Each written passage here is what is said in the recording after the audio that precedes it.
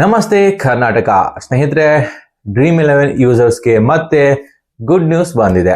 ಇಷ್ಟು ದಿನ program rules ಏನಿದೆ ಅದು ಕೇವಲ ಡ್ರಾಫ್ಟ್ ನಲ್ಲಿ ಇತ್ತು, ಬಟ್ ಇವಾಗ ಅದು ಅಪ್ಲೈ ಆಗುವಂತಹ ದಿನಾಂಕ ಹತ್ತಿರ ಬಂದಿದೆ. ಸೊ ನೋಡೋದಾದ್ರೆ ಮೇ 1ಕ್ಕೆ ಈ ಪ್ರೋಗ್ರಾಮ್ ರೂಲ್ಸ್ ಅನ್ನು ಜಾರಿ ಮಾಡ್ತಾರೆ ಅಂತ ಹೇಳಲಾಗ್ತಿದೆ. ಸೊ ಅನ್ವಯವಾಗ್ತದೆ. ಇನ್ಮೇಲೆ ಯಾವುದೇ ಫ್ಯಾಂಟಸಿ ಆಪ್ಗಳು ಕೂಡ ಈ ಪ್ರೋಗ್ರಾಮ್ ರೂಲ್ಸ್ ಅನ್ನು ಒಪ್ಕೊಳ್ಳೇಬೇಕಾಗ್ತದೆ. ಸೊ ಈ ಪ್ರೋಗ್ರಾಮ್ ರೂಲ್ಸ್ ಅಡಿಯಲ್ಲಿ ಯಾವುದೆಲ್ಲ ಗೇಮ್ಗಳು ಲೀಗಲ್ ಅಂತ ಬರುತ್ತೆ ಅಂತ ಮುಂದಿನ ದಿನಗಳಲ್ಲಿ ನಾವು ಕಾದ್ ನೋಡ್ಬೇಕಾಗ್ತದೆ. ಅಲ್ಲಿವರೆಗೂ ಜಸ್ಟ್ ಅಪ್ಡೇಟ್ ಅಂತ ಹೇಳಿದ್ರೆ ಪ್ರೋಗ್ರಾಮ್ ರೂಲ್ಸ್ ಮೇ 1ಕ್ಕೆ ಅನ್ವಯವಾಗ್ತದೆ. ಸೊ ಇಂಪ್ಲಿಮೆಂಟ್ ಆಗ್ತದೆ.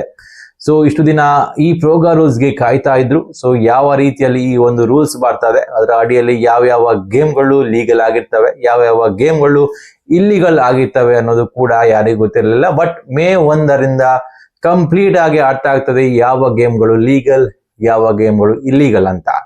ಸೊ ಸದ್ಯದ ಮಟ್ಟಿಗೆ ನೋಡೋದಾದ್ರೆ ಮೇ 1ಕ್ಕೆ ಈ ಒಂದು ರೂಲ್ಸ್ ಅಪ್ಲೈ ಆಗ್ತದೆ.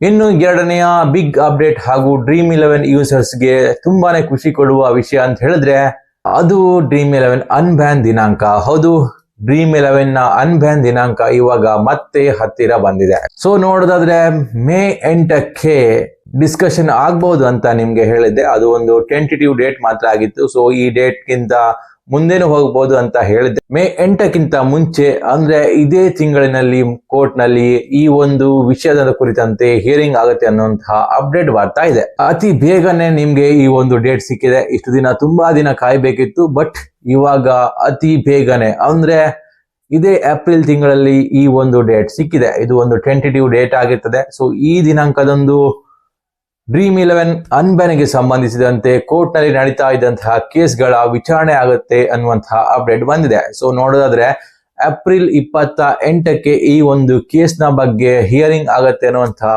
ಅಪ್ಡೇಟ್ ಬರ್ತಾ ಇದೆ. ಸೊ ಈ ದಿನಾಂಕದಂದು ಡ್ರೀಮ್11 ಅನ್ಬ್ಯಾನ್ ಆಗುತ್ತಾ ಅನ್ನೋದರ ಕುರಿತು ಡಿಸ್ಕಷನ್ ಆಗುತ್ತೆ. ಹಾಗೇನೆ GST ಕುರಿತಂತೆಯೂ ಕೂಡ ಡಿಸ್ಕಷನ್ ಆಗುತ್ತೆ ಅನ್ನುವಂತಹ ಅಪ್ಡೇಟ್ಗಳು ಬರ್ತಾ ಇದೆ. ಸೊ ಈ ಎರಡು ವಿಚಾರಗಳ ಕುರಿತಾಗಿ ಖಂಡಿತವಾಗಿಯೂ ಈ ಬಾರಿ ಡಿಸ್ಕಷನ್ ಆಗುತ್ತೆ. ಯಾವುದಾದ್ರೂ ಒಂದು ತೀರ್ಪು ಬರುತ್ತೆ ಅಂತ ಅಪ್ಡೇಟ್ ಬರ್ತಾ ಇದೆ. ಯಾಕಂತ ಹೇಳಿದ್ರೆ ಮೇ 1ಕ್ಕೆ ಪ್ರೋಗ್ರಾಮ್ ರೂಲ್ಸ್ ಜಾರಿ ಆಗ್ತಾ ಇದೆ. ಸೊ ಅದರಿಂದ ತರಾತುರಿಯಲ್ಲಿ ಈ ಒಂದು ಡೇಟ್ ಅನ್ನು ಫಿಕ್ಸ್ ಮಾಡಿದ್ದಾರೆ ಅನ್ನುವಂತಹ ಅಪ್ಡೇಟ್ ಬರ್ತಾ ಇದೆ. ಸೊ ಮೇ 8ಕ್ಕೆ ಅಂದ್ರೆ ತುಂಬಾನೇ ಲಾಂಗ್ ಆಗ್ತಿತ್ತು, ಬಟ್ ಅದಕ್ಕಿಂತ ಮುಂಚೆನೆ ಇನ್ನು ಕೇವಲ 4 ದಿನಗಳಲ್ಲಿ ಈ ಒಂದು ಕೇಸ್ಗೆ ಸಂಬಂಧಿಸಿದಂತೆ ಒಂದು ಡೇಟ್ ಸಿಕ್ಕಿದೆ. ಸೊ ಆ ಡೇಟ್ನಲ್ಲಿ ಯಾವುದಾದ್ರೂ ಒಂದು ವಿಚಾರಣೆ ಆದ್ರೂ ಆಗಬಹುದಾಗಿರ್ತದೆ. ಸೊ ಎಷ್ಟರ ಮಟ್ಟಿಗೆ ಡ್ರೀಮ್11 ಅನ್ಬ್ಯಾನ್ ಆಗುತ್ತೆ ಅನ್ನೋದ್ರ ಬಗ್ಗೆ ಖಾತ್ರಿ ಕೂಡ ಇಲ್ಲ. ಈ ಪ್ರೋಗ್ರಾಮ್ ರೂಲ್ಸ್ ನ ಅಡಿಯಲ್ಲಿ ಸದ್ಯದ ಮಟ್ಟಿಗಂತೂ ಅನ್ಬ್ಯಾನ್ ಆಗುವಂತಹ ಯಾವುದೇ ಚಾನ್ಸಸ್ ಇಲ್ಲ.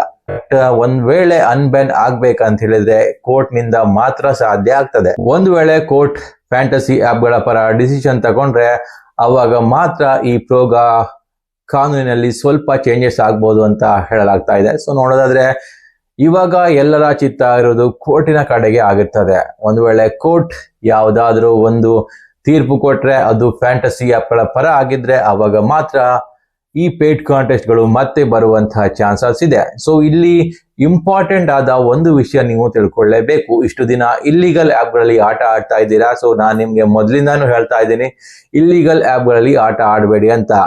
ಪ್ರೋಗ್ರಾಮ್ ಕಾನೂನಿನ ಅಡಿಯಲ್ಲಿ ಈ ಎಲ್ಲದಕ್ಕೂ ಕೂಡ ಬ್ಯಾನ್ ಮಾಡಲಾಗಿದೆ. ಸೊ ಈ ತರ ಬ್ಯಾನ್ ಮಾಡಿದ್ಮೇಲೆ ನೀವು ಆಟ ಆಡ್ತಾ ಇದ್ರೆ ಇದರಿಂದ ನಿಮ್ಗೆ ಕಾನೂನಿನ ಸಮಸ್ಯೆ ಎದುರಾಗುವುದು ಗ್ಯಾರಂಟಿ ಆಗಿರ್ತದೆ. ಸೊ ನಿಮ್ಮ ಇಷ್ಟದಂತೆ ಆಡುವುದಾದ್ರೆ ಫ್ರೀ ಟು ಪ್ಲೇ ನಲ್ಲಿ ಆಟ ಆಡಬಹುದು. ಸೊ ಅಂಥ ಒಂದು ಪ್ಲಾಟ್ಫಾರ್ಮ್ ಇರೋದು My11 ಹಾಗೇನೆ ಡ್ರೀಮ್11 ಇಂಥ ಒಂದು ವ್ಯವಸ್ಥೆಯನ್ನು ತನ್ನ ಯೂಸರ್ಸ್ಗೆ ಮಾಡಿಕೊಟ್ಟಿದೆ. ಸೊ ನೀವು ಆಡೋದಾದ್ರೆ ಇಂಥ ಆಪ್ಗಳಲ್ಲಿ ಆಟ ಆಡಬಹುದಾಗಿರ್ತದೆ. ಒಂದ್ ವೇಳೆ ನಿಮ್ಗೆ ಈ ಮಾಹಿತಿ ಇಷ್ಟ ಆದ್ರೆ ಲೈಕ್ ಮಾಡಿ, ಸಬ್ಸ್ಕ್ರೈಬ್ ಮಾಡಿ. ನಮಸ್ಕಾರ.